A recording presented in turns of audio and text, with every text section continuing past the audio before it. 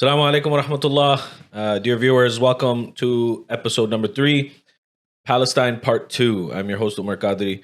Thank you very much for joining us.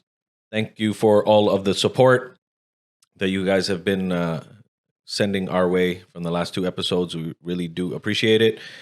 We're here live in Haramain Studios, and we are excited to talk about the 3rd episode, which is a part 2 of Palestine. Before I get into that, I'm going to get the formalities out of the way. Like I always do, Mic'd Up 416 on YouTube. Please make sure that you like, subscribe, hit the bell icon to get notifications. We want to build the subscribers and viewers on there. So please do share the link on YouTube through your friends and families. Share it on your own social media. Spread the awareness and continue to show the love and support. We're also on Instagram, Mic'd Up 416. At Mic'd Up 416. So please do hit that follow button. Send us your comments and your feedback, how you liking the season 3 so far, any ways that we can improve, and topics that you want to talk about. So make sure you do that and hit the follow and continue to show your love and support.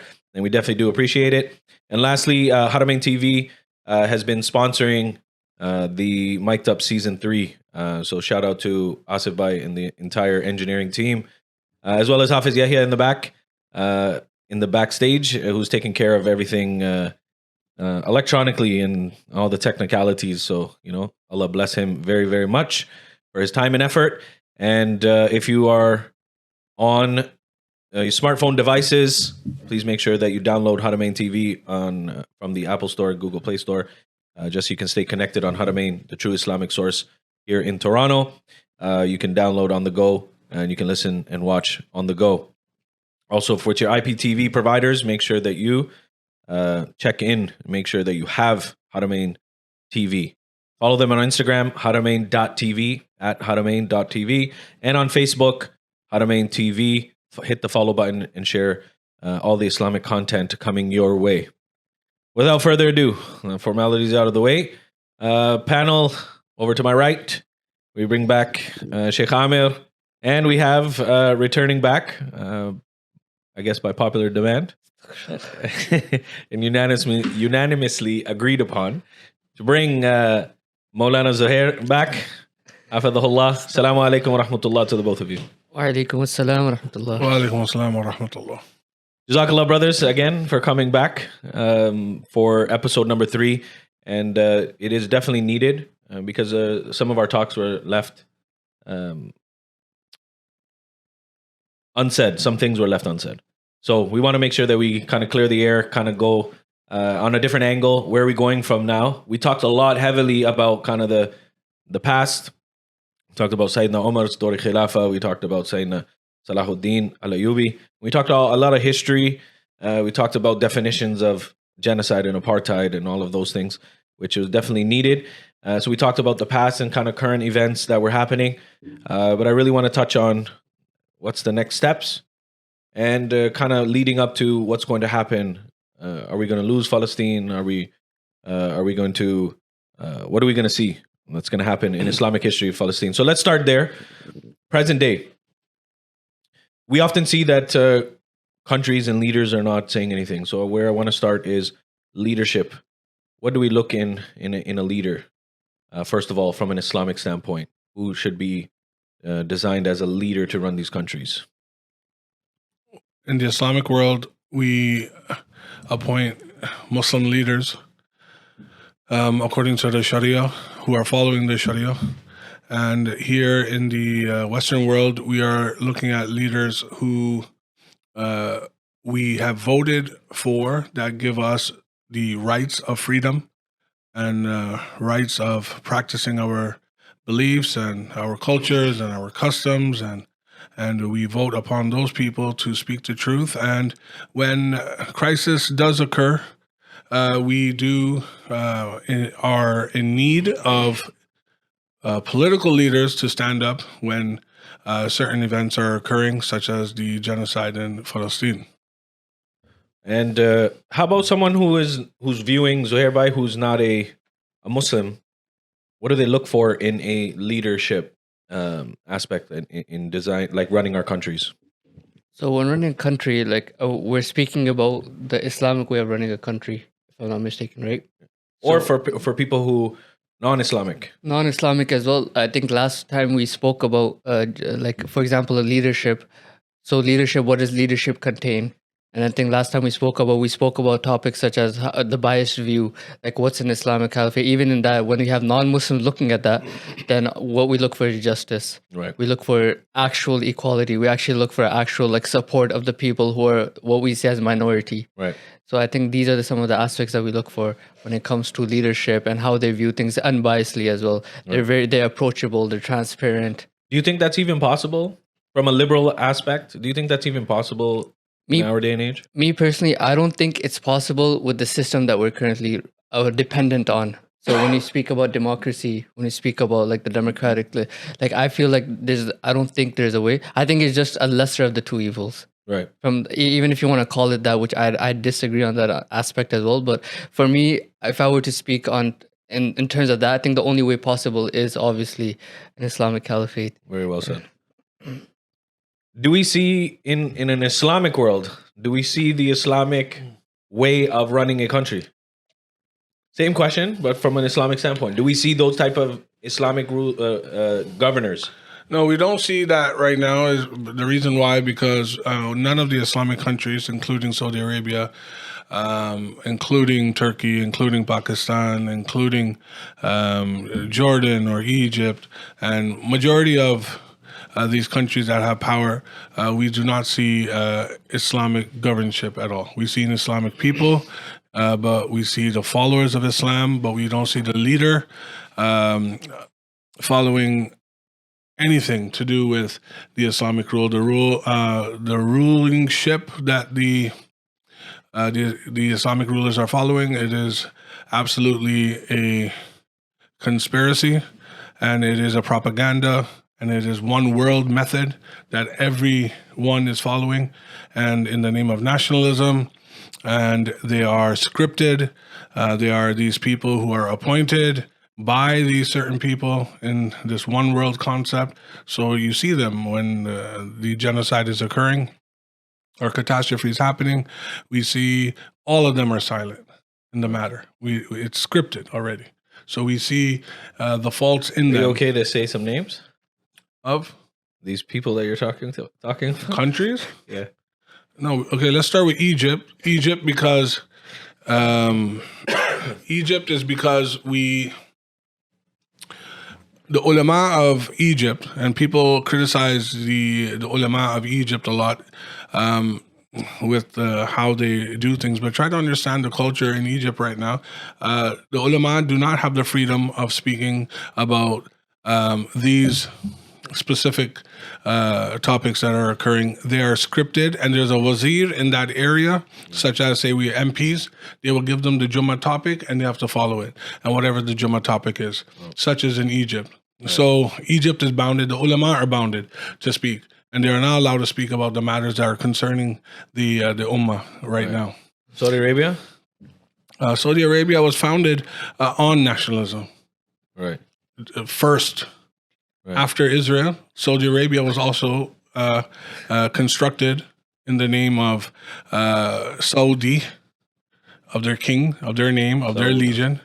And they were also one of the puppets of the Western world. Right. And that's why. I think Saudi Arabia, I think it's the only country in the world that's named after a family as well. Wow. There's no other country named after that. And also, So also, are you saying that nationalism is something that has taken over our Muslim leaders' way of running a country? Yeah, nationalism has taken over because it is a way to govern their people according to the leadership and the rulingship of that country. And to do that, they need these leaders to maintain the awam. And it is very important for them that, one, the ulama and the imams are maintained, and then also the public is maintained then. This is why they script the ulama of not saying anything. But there are ulama who speak out, and they are jailed, and they do get in prison, but they've never been spoken about. Even in Saudi Arabia, there are ulama that speak out against the kingdom, and they are jailed. And we don't speak about them, and they torture them, and they kill them. Some have died in jail. Right. And they do speak about all the nonsense that is going on in that country, and that country is of Hijaz is Pak for us. Yeah. Okay, and it is a land where Nabi Rasulullah salatu wasalam had came. He has passed away. He is veiled in that country, meaning that whole area is Pak. That is where the Sahabas have stepped foot.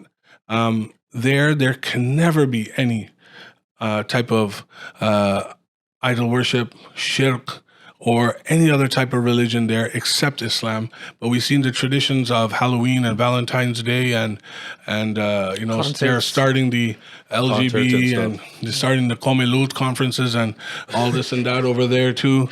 And we're seeing this, and it's around you, it's surrounding you. So how can this be an Islamic country? So you touch base on one world ideology. Is that the Zuhair bhai, is that the ideology that we see that starts with Palestine, like meaning the sabotaging of the people of Palestine and stuff? One world, there's another word for it as well, new world. New world, I think another synonym for that is the matrix, right? So now the definition of a matrix is someone, I was having a discussion with someone, and they said that the matrix is something where you have laws, you have an idea that you want to pose on the people. If you go against the idea, then there's repercussions. So hypothetically, playing the devil's advocate, someone can say Islam is also a matrix. Hypothetically speaking, right? Because in there you have rules, you have regulations, and then if you don't abide by them, then there's punishment. So hypothetically, playing the devil's advocate, you can say that Islam is also a matrix. But what differentiates Islam from the matrix? Or it's called false religion. So everyone's against it's a false religion, and then there's a true religion. And in the true religion, we have rules and regulations, and they all make sense. It's all for humanity. Like I think we spoke last time, and it was we have to learn about it. And if you learn about it, you know, it's all propaganda, it's all media. And so who's involved in this ideology of New World Order or the one type of ideology? Because we often see, the reason why I'm saying that is there's more to just what's happening in Palestine. There's a whole regime behind it. You can say it's a web, right? It's a whole web. So you can, like, mashallah, how Shaykh Aamer touched upon nationalism, and then you have democracy, then you have atheism, then you have all these isms as well. I think they're all interconnected in one way or another to actually like deceive you, to put you, to blindfold you against what's actually happening, what the reality is. Right. So do you think that has something to play with why these leaders are not talking? Is because they're a part of this ideology? And if it is that ideology, what is it? Where is it going? Where did it stem from? Palestine is the only country that is not a part of this nationalism around the world. Palestine is the only country that is standing out against this one world rule that Brother Zuhair has spoken about. This matrix that we're dealing with. Palestine is an example to all Muslims right now not to follow this ideology. Palestine right now is a prime example to wake or awaken the human beings around the world, and khusus the Muslims around the world. And we're seeing this because we've been seeing oppression and we're seeing discrimination against Islam, firstly, over there. So it's not a Palestinian thing, it's a Muslim thing. It's anti-Islam. And coming to that as well, and for example, you're saying an Islamic country, Islamic rules. The thing is, what I think is they use the same arguments with this and atheism as well. I find that there's a similarity. Why? Because when they look at Islamic, for example, we take Pakistan, and Shaykh Aamer can expand on that. We take Pakistan, we say this is an Islamic country. It was based upon the teachings of Islam, but it's selective. So you have some maybe rules or some laws that are abiding with the Sharia law, and then you have some that are against it, which are actually taken from the democratic. Now atheism, they do the same thing. When you argue with an atheist, what they say is like, oh, your God is all what do you call it? He punishes people, he has wrath and this and that. But you're not looking at the whole picture. You got to look at the whole picture. Islam, you can't just see it as oppressive, or you can't just see it as, oh, they have war rules. I mean, the democratic countries have that too. Right. But you have to look at the other side. We're trying to provide justice. Atheism, same thing. You're not looking at the whole picture. He's also Al-Ghafur Ar-Rahim. Right. You have to look at that as well. So I think there is a similarity in between these two. And even if it is an Islamic country, I think they're picking and choosing. Right. And also, there's no sifat of Allah subhanahu wa ta'ala that He is claimed as Allah to be zalim. He can be zalim because He's not oppressing. It's his ownership, right? So I want to get to a little bit deep dive into the matter in regards to Is there a deeper meaning to what is happening in Palestine? Are you not surprised that this is, like, truthfully, I'm not surprised because we know from the prophetic teachings Yep. we're going to lose Palestine. Throughout history, we have. Sayyidina Omar went in, conquered it. Sayyidina Salahuddin, we talked about this last episode. So, what's next? Are you surprised first? Let's talk about that. Are you surprised what's happening in Palestine right now? No, it's been like 75 years already. It's been happening, but we are surprised about the silence. We are surprised about the silence of humanity, and we are surprised about the outcome that the Muslim world has done.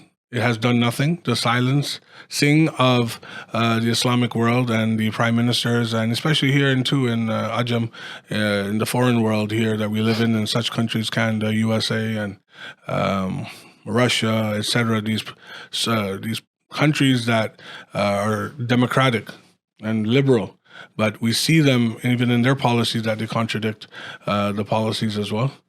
So we are not surprised in that sense, because in the prophetic teachings it does say that again Palestine will be conquered. It does say again the Khilafat is going to be restored. It did say Imam Mahdi will come. It did say that the black flags of Khorasan will come. And to Help black flags, the army of Imam Mahdi. yeah.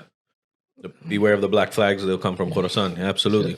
But Zuhair, I find there is a deep connection that we're not getting to. Why are they attacking Palestine? It's not just about the land. It has to be something deeper than that. So I just want to pick your brain. Where, what is it? What is it? So I think when it comes to that, first and foremost, you said do we accept it? What do we do? Do you think it's normal? We know it's going to happen. It's in the prophetic hadith of the Prophet sallallahu alaihi wasallam that this is going to happen. The Muslim Ummah is going to face calamities, and this is all going to happen. Now we see the iman of the Palestinians in this matter. Hada qadruna. They're accepting it, but at the same time, I think there's two outcomes to that. The first one is they're just laid back. They're saying, okay, you know what, this is the Imam Mahdi is gonna come. He'll fix everything. Everything's gonna happen. And then there's the other one, the extreme side, who take it too extreme to the other level. Right. Like for example, like actual going on by themselves and terrorizing this and that, etc. So I think for us, we have to take the middle path and we have to combine both of them and try to rectify ourselves. Because remember, even when we talked about the episode before this, where you talked about Nuruddin al-Zangi, you talked about Sayyidina Omar radiallahu anhu. The intifada came from themselves. They blended in that picture of Islam and they fixed it upon themselves, and then they conveyed it to others as well. Right. So I think that's one of the. No, I think that's a good point. Is the middle ground is always that ground. We can't be extreme right or extreme left. And we have to take the Ahlus Sunnah wal Jama'ah is the middle path. Alhamdulillah. Why are these Islamic countries not speaking out? Why? Like, what's stopping them from speaking out? There'll be precautions. They'll be persecuted. They'll be killed as well. They're also handcuffed with this one world system that we have. They don't get paid. They will not. They have wages. Are you talking about the leaders, so-called leaders, or the ulama? No. I don't even want to get. So the ulama, no. Okay, the leaders. So, sorry, just to add on what you said, I think it's the hadith of the Prophet sallallahu alaihi wasallam where it's you'll be be the foam of the scum of the sea, and the reason for that is because you'll have wahan in you. So, like you said, you have the love for the dunya. There's a waqi of Sayyidina Umar radiallahu anhu as well. I think when he was conquering, one of his Amir were conquering Alexandria, and I think it's been 2 years. And they still didn't conquer. Sayyidina Umar radiallahu anhu, he said that it has nothing to do with how many people you have. There's something in your heart that you have to change. Wow. And he wrote a letter and he penned it to the Amir of that conquest. And he said that you guys have to fix yourself. There's been 2 years and you're trying to conquer Alexandria. And the reason why you didn't, because you love the world like your enemy loves the world. Allahu Akbar. So the beginning of the hadith, where Brother Zuhair mentioned as well, the beginning of the hadith was where Nabi Sallallahu Alaihi Wasallam said that the kuffar will pick you out and eat you as they eat their meals. Meaning they will devour you like they are eating their meals.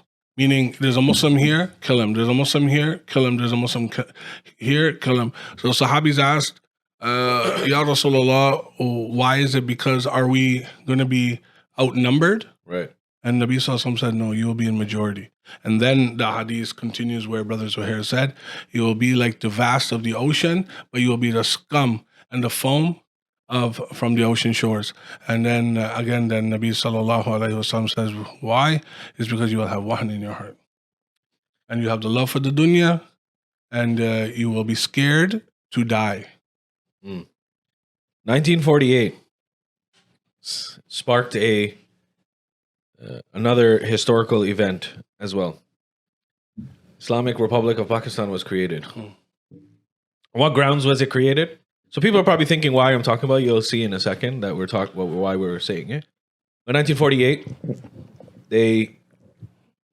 Islamic Republic of Pakistan was created, and it got its independence from India and the British rule. So, on what grounds was Pakistan formed?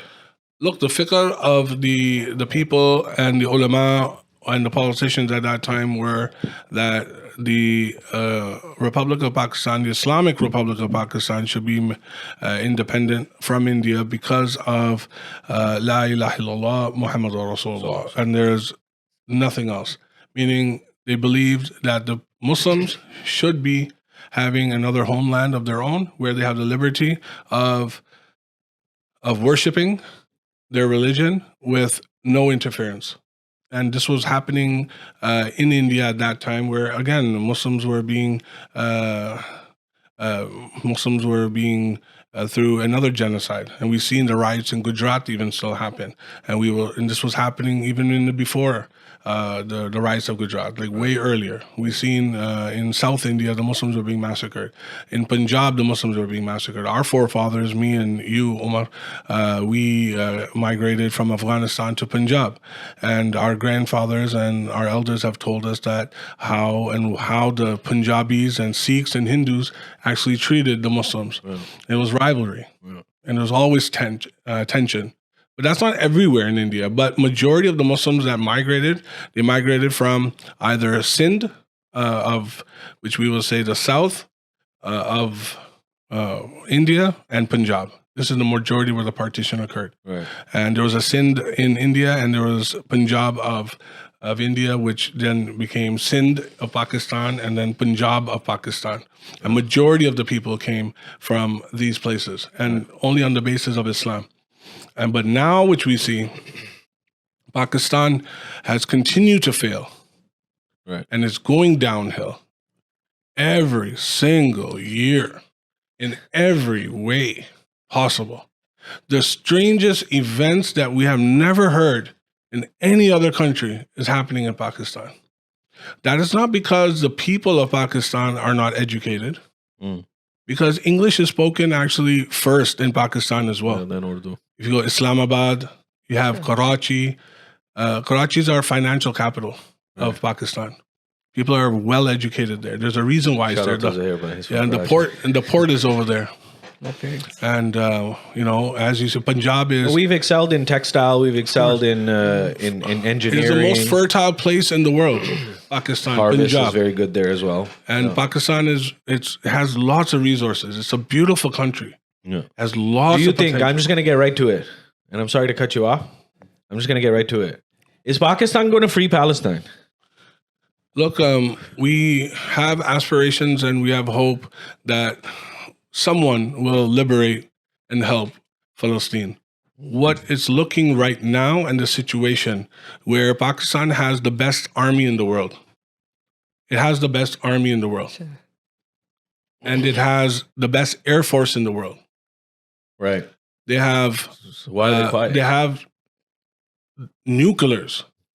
They have nuclear weapon. So you're saying all of this? They have all this. Why are they not doing anything? Zuhair bhai. Why aren't they doing anything? Why do you think they're not doing anything? For me personally, I'm not a fan of the democratic situation in Pakistan in the first place. Yeah. I mean, they have all of this. They claim that they're like I'm like 25 years old. Ever since I was a kid, I'm hearing this. Pakistan has the best army. Pakistan has a thing. I'm not going against what Shaykh Aamer said, but Pakistan has this. But If what we're Pakistan trying to say, wanted- what actually we're trying to say, because look, Because there's a lot of people who are from Pakistan No, we they get say all criticized. this. and saying we that get criticized. Pakistan's going to free Palestine. We get criticized, and I do get criticized. Oh, you're talking about Pakistan all the time. But you know what? I have the right to talk about Pakistan because I'm Pakistani. I'm going to denounce our faults first before I can point a finger to anyone else. Yep. Who am I? Who do we? Why do we have the right to say Turkey and Saudi and this first? I'm going to speak about the problems of our country first, our forefathers, and that's Pakistan. And it's, as I said, is going down and down and down. Yep. Every single year. Like there is some type of event that we have never heard before. There's electricity bills. There's poverty is gone to a limit where inflation has gone to a limit where it has created poverty to a limit where people are in the street, people cannot afford bills, like people are doing protests regarding this. Prime ministers can't speak one word of English, but then you claim yourself to be from the Constitution and legislation of the British, but it's a total joke. It's hilarious. So is it safe to say that they're in the pocket of this new world I agree. revolution, sorry. Yes. It's in front of you. This ideology. There's quiet. We said this. Which country is standing up? Whoever is quiet, is it safe to say? Hmm? Whoever is quiet, is it safe to say any leader from any country, what's regarding this Palestinian issue, anyone that is quiet, is it safe to say that they are in this ideology? In the Quran, it states clearly when your Muslim brother is being oppressed, jihad is fard upon you. Jihad is fard upon them to help and liberate your Muslims around you. Pakistan right now needs to wake up or needs to at least advocate regarding in solidarity with Palestine. Yeah, I think it's a false impression where, for instance, When we have North Korea, yeah, that atheist prime minister is communist to the core. He has a finger on the table and he has scared the world. And he has spoken out against the matters. And he even just said, we are with the people of Palestine. Pakistan has yet to say that. The political party of Pakistan has yet to say this. Right. And remember, we're going to differentiate between the people, not the people, and not the awam. Yeah. We're talking about the political regime here. This needs to fall. Right. Where the Pakistani people do not deserve such torment and they do not deserve what the political party is doing to its people and has failed the people in economy, it has failed them in reputation, and has failed them Islamically. we're speaking of Palestine, how Pakistan has to help Palestine. Pakistan, if you look at it, what are they doing for Kashmir? And I said this in Jumu'ah, and I said Pakistan, and I mean the democratic system, Exactly. has failed to the name Islamic Republic of Pakistan Exactly, because Kashmir is still bleeding. Exactly. But where I'm getting at, and again, just like last episode, I was getting to We a did point. stupidness where we shot down. We had an intruder that came into Pakistan with an airplane, the F-16, and was shot down. Now we have Muslims who are imprisoned in India by Sharia law. What the treaty should have been, the approach should have been, when we give this pilot back to you, free all of the prisoners that are in India first. Secondly, if not, liberate some of the people, the freedom fighters in Kashmir, and do something in regards to that. But what did we see? The total opposite and the stupidity. We gave them a cup of chai. We gave them a cup of chai. Okay, MashaAllah. a cup of chai has nothing to do. This is the treatment and the clause of how do we deal with prisoners. This is nothing to be that infame about. This is normal. If you're following the Sharia, this should have been broadcasted. This is this should have been. This is no big deal. Mm-hmm. You're treating them prisoner, no problem. But you gave him back without having anything back In return. in return. And this shows again that this is not governed by independence. It is governed by a phone call from Prince Philip. You got a phone call from the Queen. You got something. It's King George. Whatever. And that's it. And you know At what? that time Free it was him. the Queen still, Yeah. but yeah. Who should be running Pakistan right now? Which political party? I'm not sure about the political party, the way it should be run. I'm not Pakistani. I'm Canadian Pakistani. I think you should ask the people of Pakistan because they deserve, just like we should ask the people of Palestine of who they should choose to govern. And it's not a political party that someone has appointed. It should be given to the people of Palestine, and that's their matter. But who should come into power of Pakistan? Sharia should. Right. And whoever is following the Sharia. Agreed. Right. And secondly, people who are ulama and scholars. They should be in power who are following the Sharia. And they should be our new leaders. Right. And we see that in that we last episode. So for everyone who hasn't obviously watched part one, first of all, they should, because we discussed that under the rule of Muslims, the righteous Muslims, obviously we've seen the ability to live amongst each other. We're giving rights to non-Muslims, so on and so forth. So we discussed that. Now, why am I asking you all of this? People have an understanding that it's going to be the people, the awam, that is going to free Palestine. It looks like that now because nobody's talking. Is that where we're going next? What's happening next? The Intifada? Intifada is the revolution. Is it going to be from the people? So it's just going to be a bunch of people that are going to liberate Palestine? No. It is going to be a revolution, a civil war that is going to occur in the Islamic world. Right. In every country. Right. From there, again, the people are going to choose a governed party that is going to represent them. And that's how the Khilafah is going to start. And that's how it's going to form. We're not going to have now... Does that mean that Palestine will be liberated? Palestine is going to be liberated by the Khilafah. Right. It's going to be liberated before Imam Mahdi. The ayah of the Quran comes into mind. I have it in front of me where Allah subhanahu wa ta'ala states that indeed Allah does not change the condition of a people until they change themselves.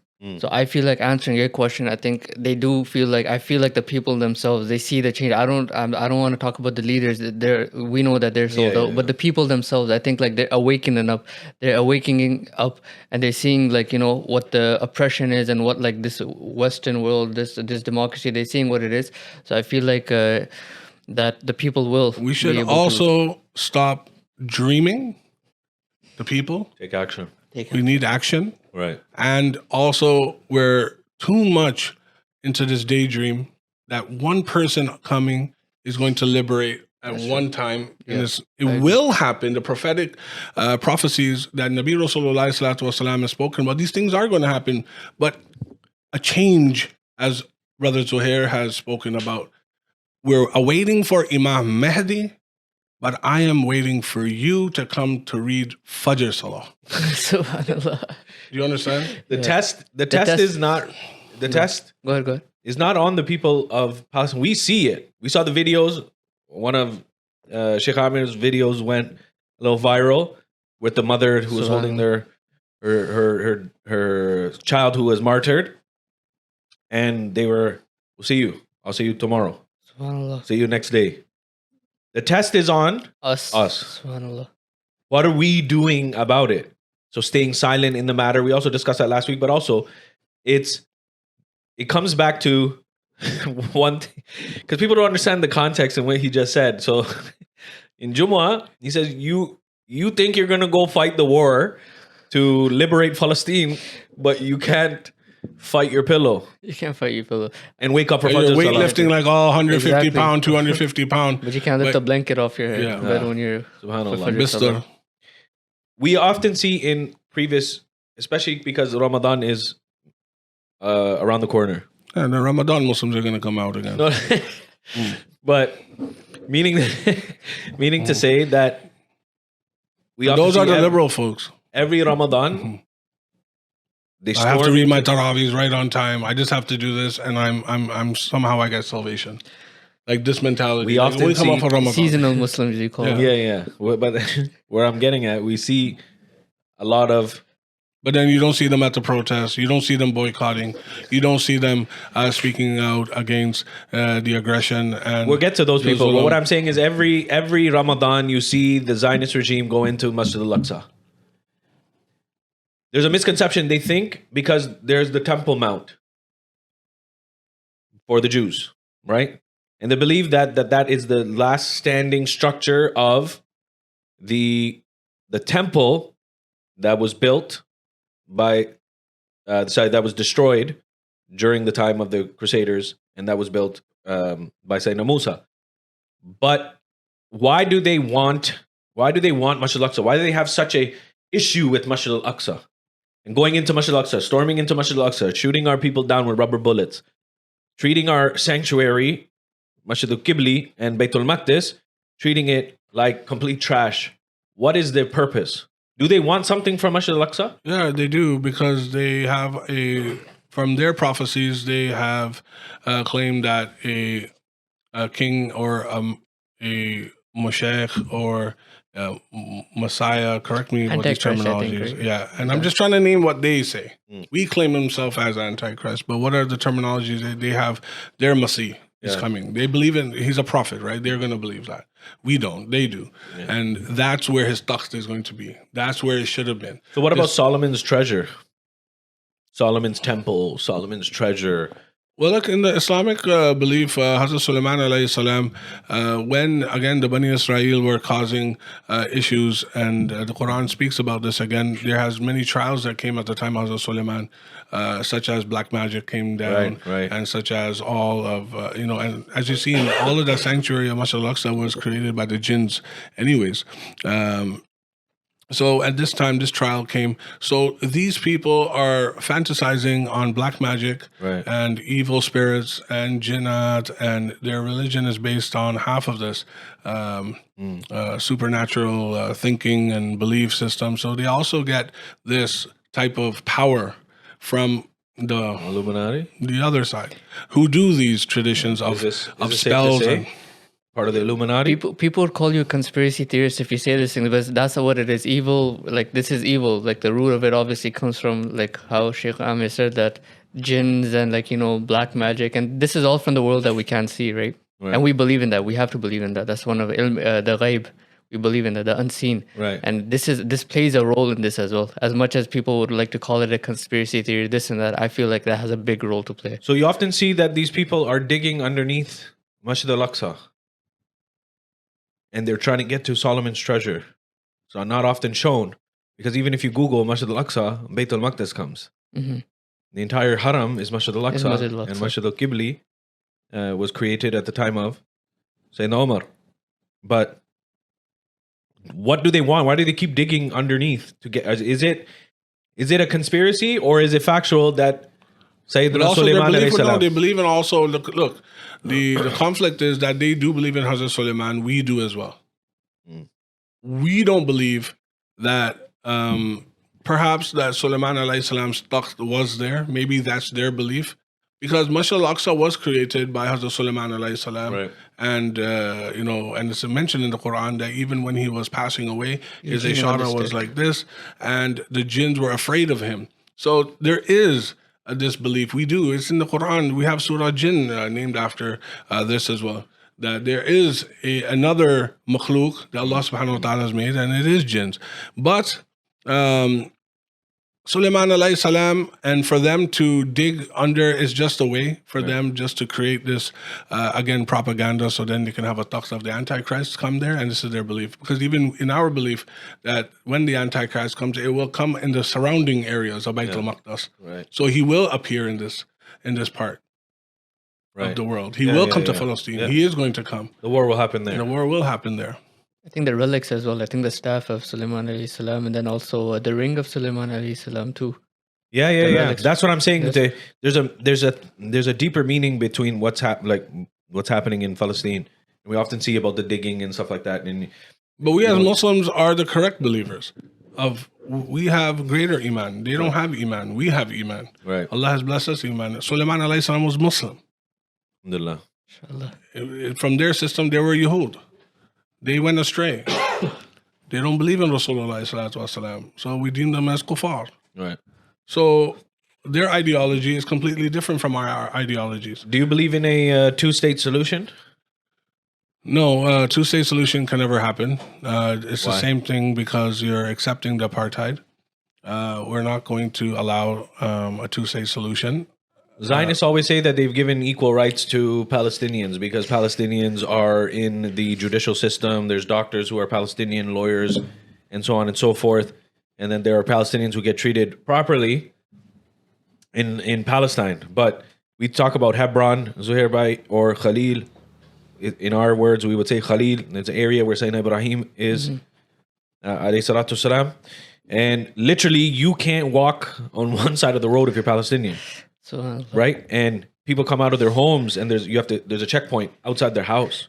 To leave your home, you have to be checked in. Exactly. So these are the things that they don't really talk about, but they say that we gave you Gaza, we gave you the West Bank, right? When you talk about Jenin and Sheikh Jarrah and all of these places, and Al-Quds Sharif, Jerusalem. So we've given you all that. What else do you want? We want to have sovereignty over what we call Israel, and again, be under the commandship of Palestinians. That's what we want. On what grounds? On the ground that they have taken over Palestine deliberately through genocide, through war crimes, and not through the conditions of any constitution. Right. They have deliberately done what the colonial system has done wherever it went around the world. It killed off the indigenous people, the natives of Australia, the natives of America, Canada, and the natives, even there was natives actually in the UK as well. Really? They were living, yes. So where these people came from, Belgium, Czechoslovakia, these people are from Austria. These people are from Poland. These people are maybe from Iceland. I don't know which land, but they don't belong here. You need to leave this country and go to Florida, where you always go. And you 99.9% you do go to Florida. when we say get out of Palestine, Zuhair Bhai, like from a, let's say, non-Islamic point of view, let's just talk as Canadians, chatting for a second. Yeah. Get out of our country. Does that sound a little extreme? So you're telling the Palestinians to get out of their country? Or you're telling us for... No, we're saying for we don't believe in a two-state solution. Yeah. It should be just for the Palestinians, and that's the Palestinian Christians and the Palestinian Muslims. Yep. So if we tell the Zionist regime, the IDF, to get out, don't we sound like a little extremist? Get out on the basis of, obviously, because you're bombing us and you're taking away our rights, and you're taking... You give us the same artillery that you have. Then it's going to be a war. What do you mean? You give us planes and F-16s as well. You give us airports. We can't You give us the weapons. You don't give us rocks and stones. We've been fighting all our life with rocks and stones. You give us on the same grounds that you have the same weapons, or give us allowance and stop blocking funds from the Islamic world that goes to the people of Palestine, so where they can actually get weapons and then actually fight you back on the same grounds. This is Shaykh Aamer, what he's saying. For instance, we can't call this a war. Because a war is, if you take, it's not a war, it's a genocide, first and foremost, right? Because one party has all this access from everywhere. The other party just completely blocked off. And then you're calling this a war. I don't think this is a war. I think this is a genocide. 100%. You're having people like being bombed. They know that if the weapons come in the hands of Palestine, they know what we're going to do to them, what they have done to us in 75 years. They know what is going to happen. See, when we say things like that, wouldn't somebody say, oh, look, this is exactly what Hamas is like? I want to touch on Hamas. Okay, yeah. Because, you just want to kill us. Because they read our books. They're not stupid. Yeah. They read. And they know that, the hadith of the Prophet, there's going to be a Jew behind the tree. The tree's going to speak out. There's a Jew behind me. Kill him. Mhm. They use this. So they say that you guys are going to kill us, so we're just going to get to it first. Shaykh Omar, I think the misconception is they know how to read, but they don't know how to understand. Right. Right. So they read all this, but like it's just parroting what the Quran says. We know that, for example, if it was just black and white, like they think it is, then we wouldn't have like these tafsir. We wouldn't have the tafsir of Imam Qurtubi. We wouldn't have the tafsir of Imam Tabari. 40 volumes of explaining what the Quran is, sunnahs, and then the grades of them. So I think they're just reading off of that. I think that's where they're getting their misconception from. Yeah. Right. It will happen. What? It will happen. No, but It what I'm is going saying to is, happen. hold on. It is going to happen. Okay, but one Because second. Allah subhanahu wa ta'ala is adil. For And no, sure. I'm not, listen, I'm not claiming any type of hurt or pain lawfully to anyone. This is not what Islam is. You have destroyed our families. You have destroyed our So an eye for an eye? now we give us the same artillery, then they'll be on the fairground. That's it. That's what I think of it. You can't allow us not to have any weapons and then say it's a war and then claim that there's a ruling party of Hamas and make up these fake photos and fake, like, what do you call it? The underground elevators that they had made and this and that. And up to now, we have not found one Hamas leader. Up to now, we have not found one of the Hamas. Do you believe in Hamas? I believe in Hamas. No, the thing is with Hamas. Is Hamas real? I look in history. Hamas did rule over Gaza. Yeah, Hamas is. They were a political party. Hamas is a political party that is actually recognized by the UN. It is recognized as a political party of Palestine. Didn't UK or US or something? They put them on the list of terrorist groups. I think recently. Yeah, they just did. They did, right? Yeah. So they put them as terrorists. Now we have Palestinians now. If you're going to deem Hamas as a terrorist, then you have to deem IDF Israel as a terrorist. That's what I was gonna terrorist say. as well. We will denounce Hamas if you denounce IDF, and if you want, and then let the people choose. It wasn't. I also believe, in my eyes, I also believe that the people have not chosen Hamas as their governing party, but they have no choice because they're the only ones right now who are fighting. So Hamas, for Palestine. so Hamas killed some, so to speak. Hamas killed some Israeli people, 40 people. 40 babies. Yeah, 40 babies or whatever they did. Still waiting for the evidence. Do you, if that's true, we haven't seen videos or pictures or anything like that. That's where it stemmed from, right? On October The 7th. the 7th. If that is true, do you condemn what they have done? That question right there, do you condemn Hamas? Do you condemn this? That's the whole point. The thing is, we don't have a problem. I think I can say this across the board, that Islam and the Muslims, and you can even put the ulama in this, you can put the leaders in this, that we don't have a problem denouncing people who go against the Sharia, even if they call themselves Muslims. Yeah. So for instance, if Hamas did hypothetically kill 40 babies, or if they did do this, they do that, we don't have a problem with that. Because obviously, like I said, it's an objective view, right? But then we expect the same from them, right? They don't do that. And then you're deeming Hamas as a terrorist organization because they're attacking Israel, but what about the IDF? That you can take that from the analogy of, for example, someone taking you and locking you up in a bathroom, and then you're doing whatever you have to do. Now, if he comes out of that bathroom to fight you, why are you a terrorist? Yeah. They locked up Palestinians in the open air prison, like we discussed last time. And now, if they're fighting back, why are they called terrorists? Why is that terrorism? Isn't that just defending themselves? Just like how Ukraine is That's defending the point. themselves? 75 years you've been Yeah. taking over. You've been bullying them and putting them down and so on and so forth. Once in a while, dropping a couple bombs in there and so on and so forth in the name of trying to find Hamas. And you can't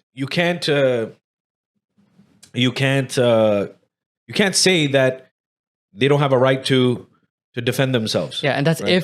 if we can find the proof of the 40 babies being killed, right? Yeah. Because you have to look at the facts here. We have to fact check. Like, for example, there's no confusion on what the IDF is doing with the public. Like we said last time, 100 to 1. Yeah. 100 to 1 ratio. We see the baby, we see the kids, we see the families being disowned, we see the fathers being killed, we see the mothers, we see them being dehomed from their families and stuff. But where's the proof on the other side? Where's the 40 babies you didn't kill? Where are the people? Like, for example, the prisoners that are being released. Look at the difference. When Hamas is releasing prisoners, they're smiling. They're waving. It's like the game from Disney World.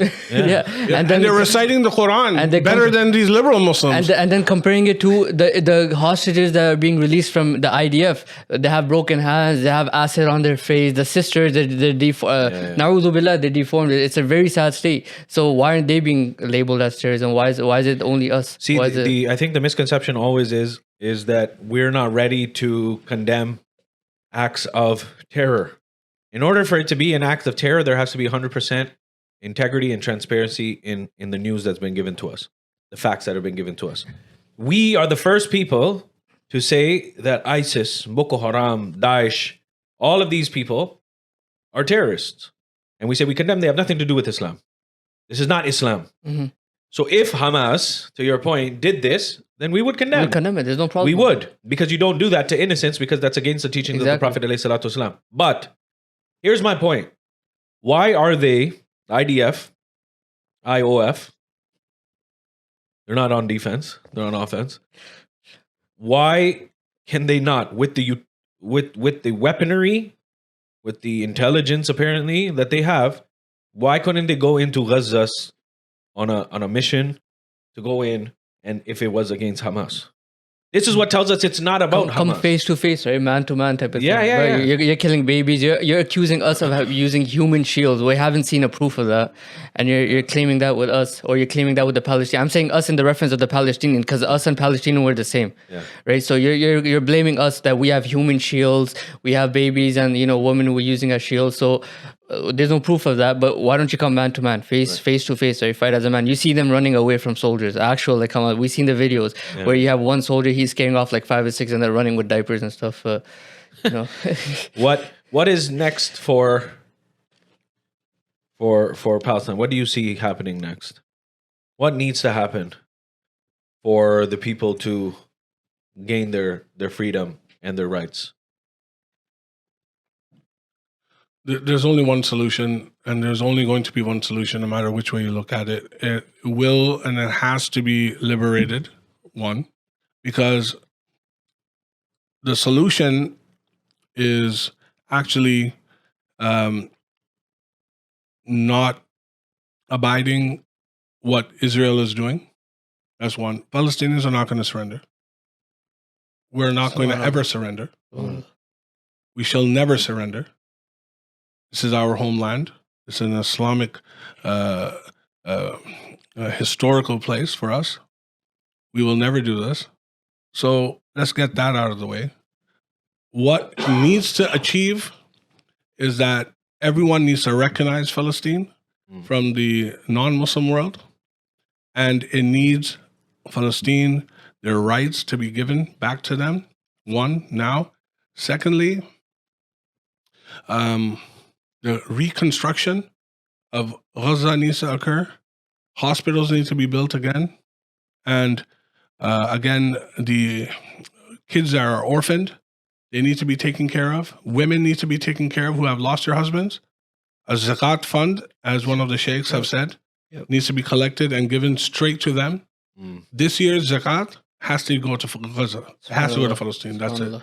There's no here or there. It has to go straight to Gaza. And ceasefire needs to be forever.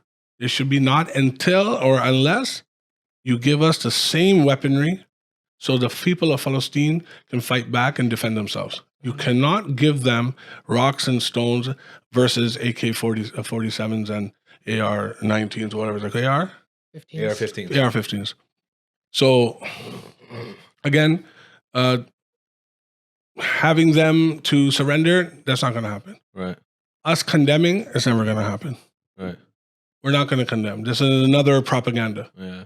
Just keep on thinking that we have to keep on apologizing. Why do we have to keep apologizing? Right. We never did anything. You took our land. Give our land back. Right.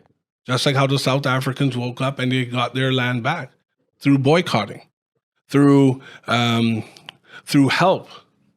You have leaders like Nelson Mandela, who was not scared, and he went to jail for it. He spoke out with his people, and against what the people were doing, the racist white people that were doing, and South Africa was liberated.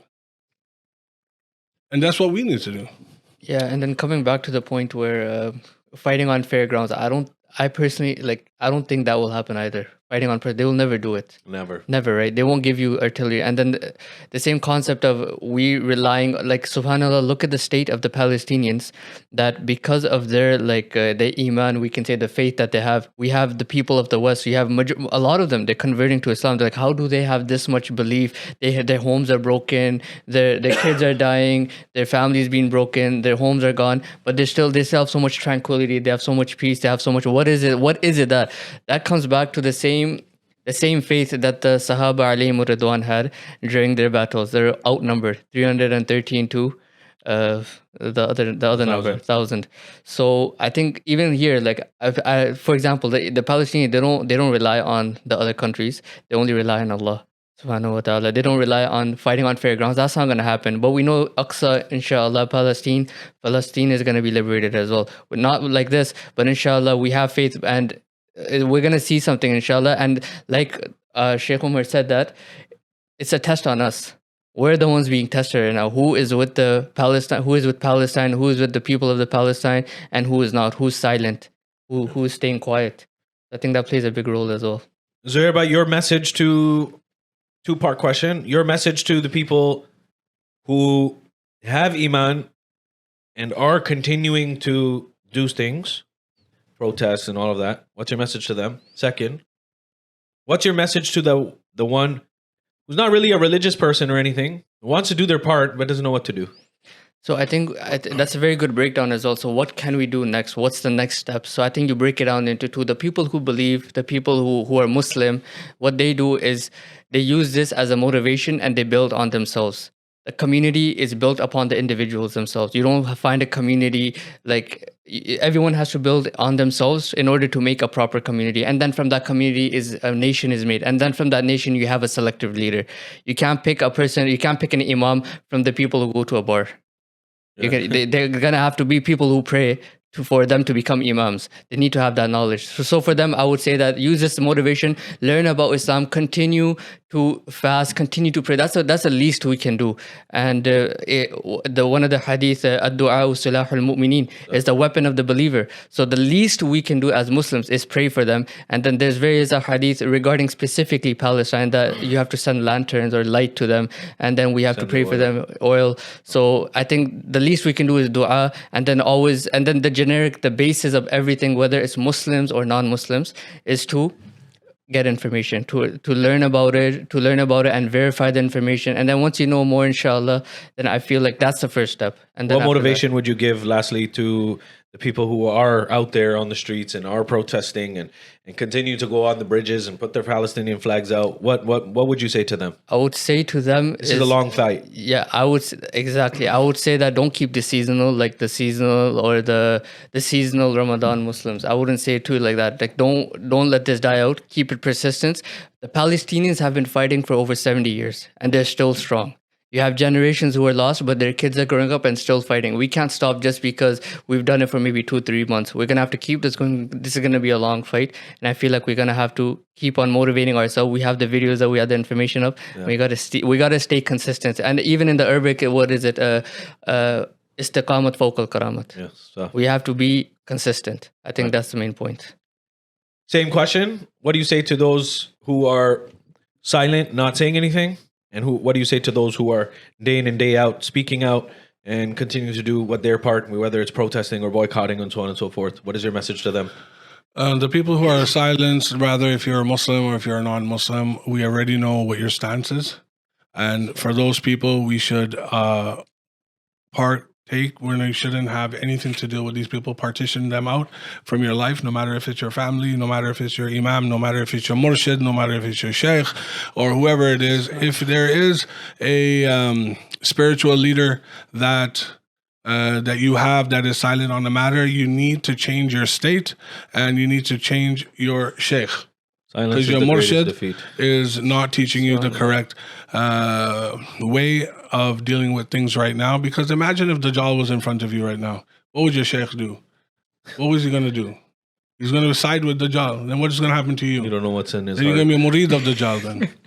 So listen, again, the people who are silent, either educate them or either tell them or find another peer, because that's what your peer has taught you Definitely to not silence. Chuf. And definitely not him, because his dumb is not working. his bad breath, I don't know what he has. It's not working. But anyways, a change needs to occur first. And the people who are continuing to boycott, as Brother Zuhair said, this is not... boycott should be now transformed into a word called Lifestyle. cancel. And it's forever now. It's a lifestyle. So it's not, okay, temporarily, and next month we're going back to the drinks and the pop and the food and what we were eating before. Now it's canceled forever.